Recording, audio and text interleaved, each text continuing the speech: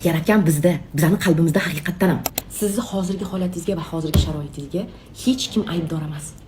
Hattoki yaratgan ham degan so'zimga ehtiyot bo'ling, shirk keltirib qo'ymaying deb yozishibdi. Albatta, astag'firulloh deyman, tavba deyman agar shirk bo'lsa, lekin bitta narsaga aniq ishonaman.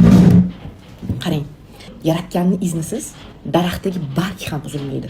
Lekin agar biz o'sha hayotimizga kelayotgan narsalarga loyiq ish qilmasak, yaratgan ham o'sha daraxtning bargini uzilishiga ijozat bermas ekan. Hamma narsani yaratgan boshqaradi. Hamma narsani. Taqdir albatta bor, lekin bizga har doim, har bir yo'limizda tanlov huquqi berilgan.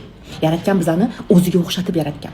Har bitta o'zini sifatidan bizga ozgina berganda, olamlarni yaratishga qodir emasmiz albatta. Shaxsan meni bu narsaga da'voyim ham yo'q, lekin biz yaratamiz-ku.